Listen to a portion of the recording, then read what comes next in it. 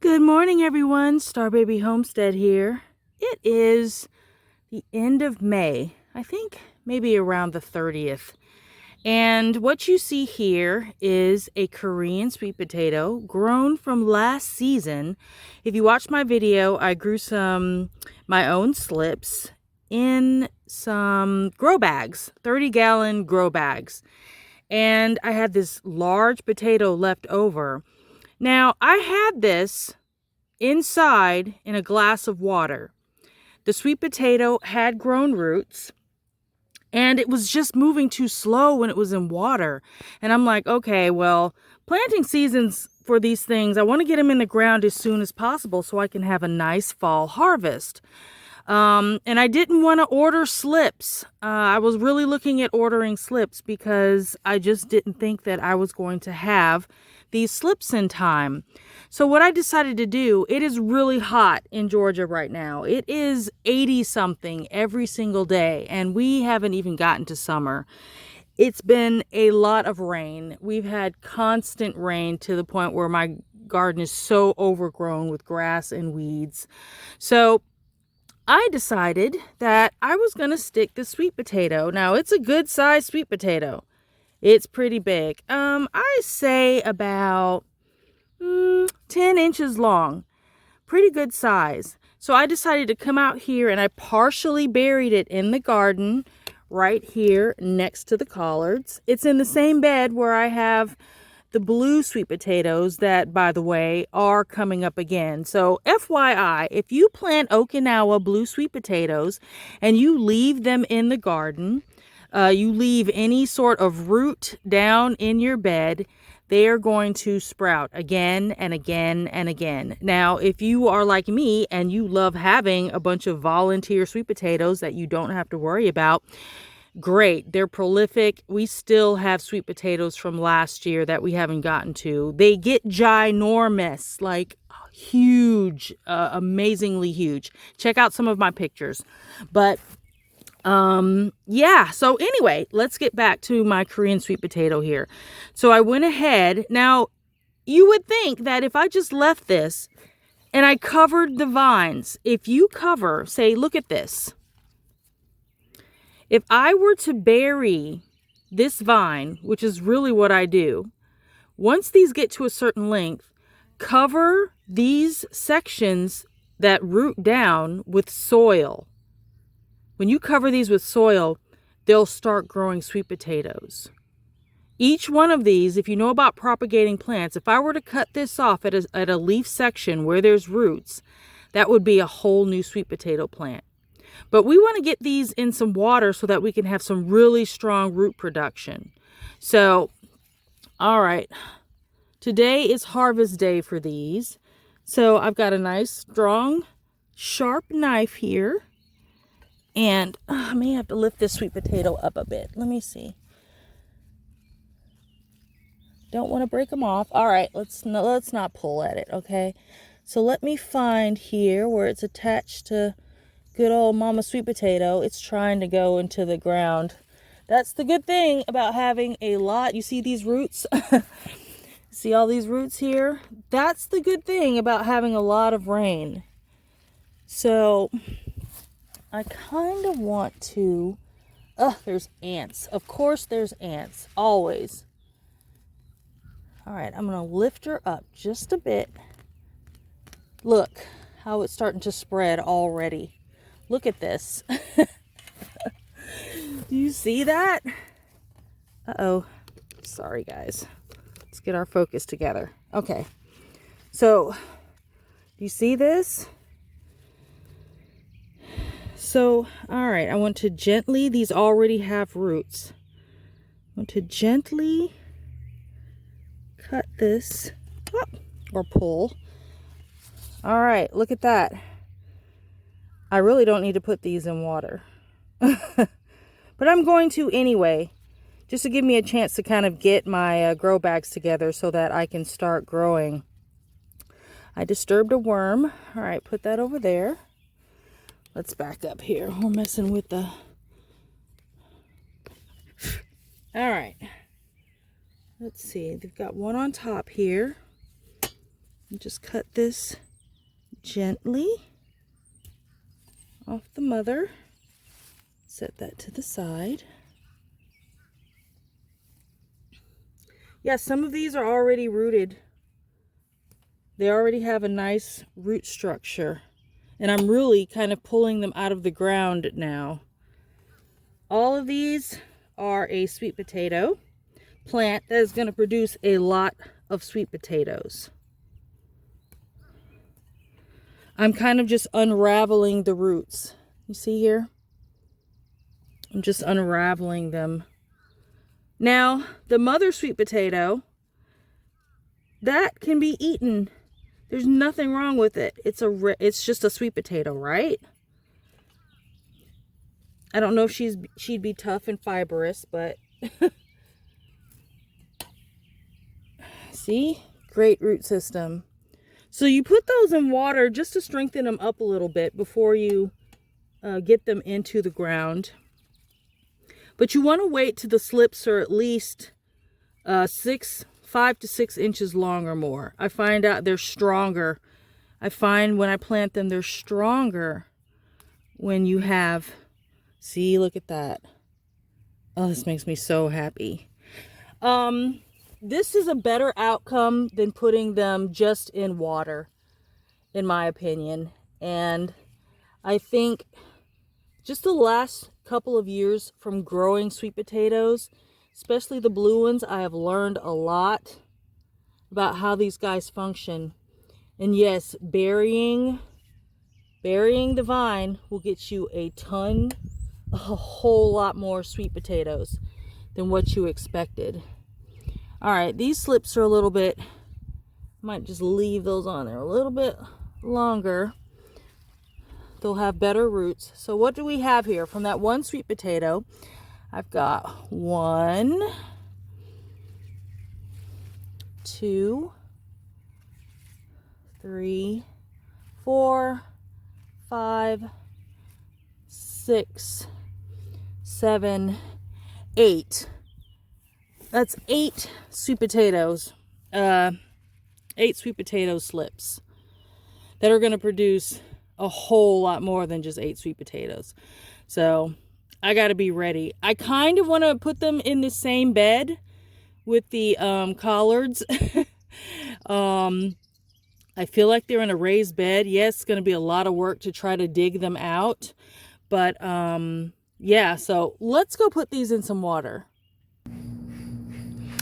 All right, so get you a container full of water. It doesn't have to be like a whole vase or anything. I just had this available. And then we're going to put our slips in here. And I'm going to let those grow in there for another couple of weeks until their roots get nice and long. And then we're going to put them out. I think I may do raised the grow bags again just because they seem to be really easy to just dump the potatoes out of. So I'll check back with you in a couple weeks. All right, here we are. This is about, I think 2 weeks, 2 maybe 3 weeks later. I probably let them gone a little bit too long because I had some yellow leaves in here. But look at all of this growth. Look at all these beautiful roots. These are more than ready to go into the into our grow bags. So let's go out and get these planted. We are currently in between thunderstorms right now, but as you can see, it's still looming. We got some sun over here, so now I'm using this time to go ahead and get some garden work in. What you see before you are 2 30-gallon grow bags. Now 30-gallon may be a bit big for some people. I know 20 is kind of the limit for a lot of vegetables, but you want your sweet potatoes to have as much room as possible. And also I got these on sale at Amazon, and I got like 6 to a pack for like almost nothing. So if they're still available, but I'll put the link down in there where you can get these. But as you can see, I filled them about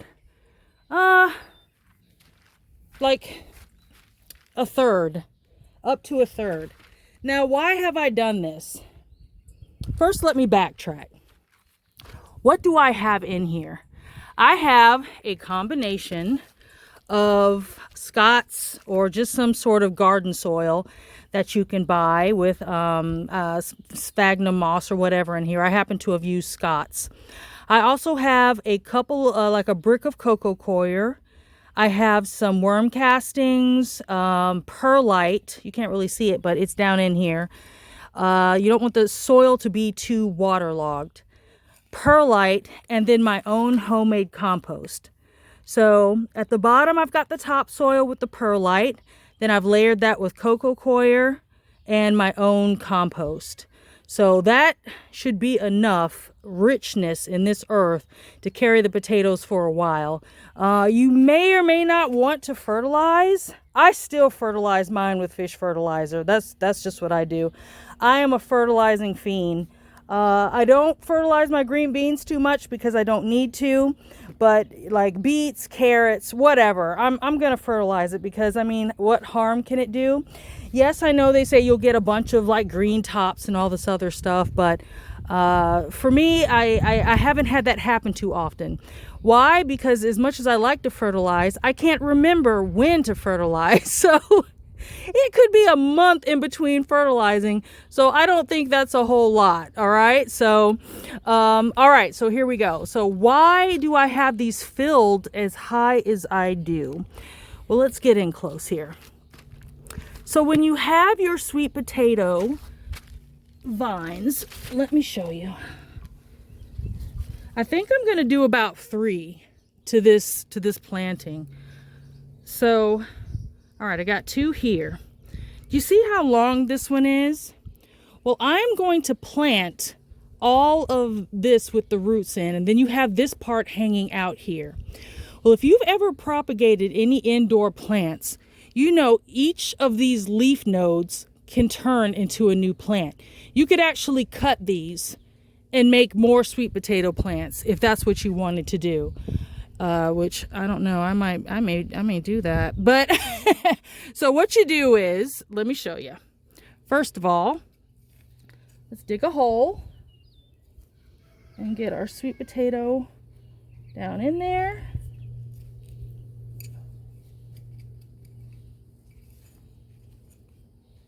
You can plant them deeper than this, but for what I'm getting ready to show you, if you plant along the nodes here, meaning cover each one of these vines in between the leaf nodes, it'll turn into a whole different plant and you'll get more sweet potatoes. So lay this flat, cover, lay it flat, cover. Each one of those sections is going to root down into the earth, and that's going to give you even more sweet potatoes. So as you know, if you've seen sweet potatoes grow, their vines are really vigorous. So as these grow, I'm going to wind them around, you know, in and through, and just make a whole network of these vines. And I'm going to cover all the exposed vines so I can get maximum amount of sweet potatoes. But I'm only going to do about 3 to 4 plants in each one of these, so that it'll have a lot of room for growth. So I've only filled it, you know, about almost 10 inches to the top, because it's going to cover, as I add soil, it's going to keep it from, obviously, from it overflowing. So as you add soil, as opposed to starting with the soil line all the way up here, you won't be able to cover those vines. So just a little thing that I like to do.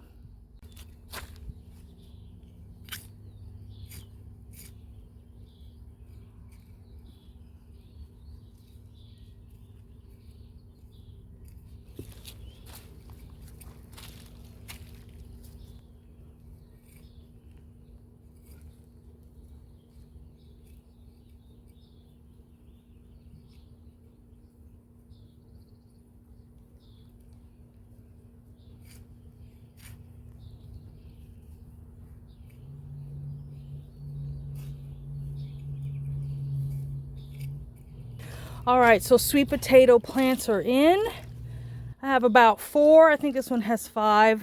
And some vines that are covered, which means that they are going to produce even more sweet potatoes. So I am going to water these in, and then we'll check back on them in a couple of weeks or so.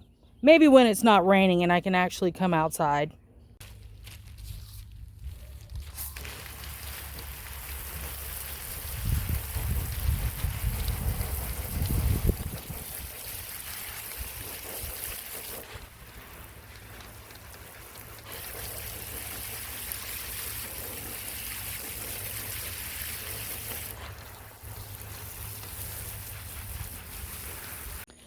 All right, so here we are, a couple of weeks later, and you see how the vines have exploded. Now this is perfect for what I want to illustrate. So what I'm gonna do, I'm gonna take all of these vines, and I'm gonna wind them around. You see how they're growing out of the container? I'm gonna wind them around the inside of this bag, and then I'm going to put dirt on top of the intersections between the leaves. So each one of those leaf nodes is going to create a potato, so we have layering. So there's already roots that have been established on the second half. I only filled this halfway with dirt. Now I'm going to start filling it up to the top and winding around the vines.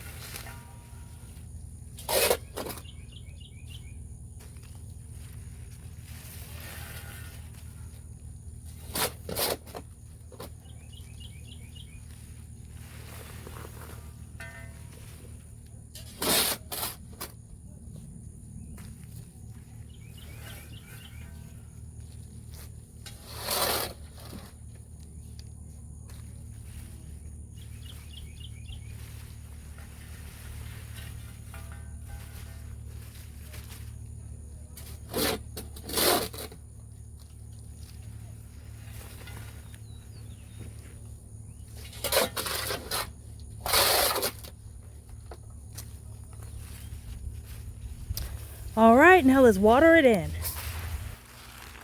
Well, that was anticlimactic. All right. I got a kink in my... There we go.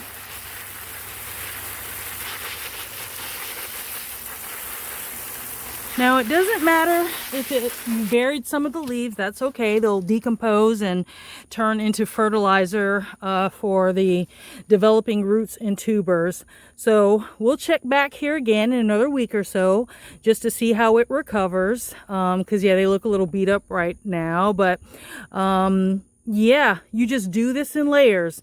First layer, kind of half the bag, maybe a third. Then you let it grow out some. You wind them around and spray it in. Leave them again, let it recover. And then you can do this up to 3 times. And that's how you're going to layer your tubers as they're growing. So we'll check back with you in about a week or so. So here's a day or two after covering those sweet potato vines with compost. You see how they've sprung up? So we probably have one other time to wind those vines around as they grow out and to cover them with compost or soil or whatever you want to use. This one was all over the ground, so I did the same. I kind of wound it around and then just covered it with compost and then watered it in. I hope you've enjoyed this video on how I grow my strong sweet potato slips. Stay tuned for the fall when we get ready to harvest these sweet potatoes, and you can see again how it looks. You can visit my previous videos and see what our harvest looks like when we grow them in grow bags versus how we grow them in ground. Be well, be blessed, and we'll catch you next time. Bye-bye.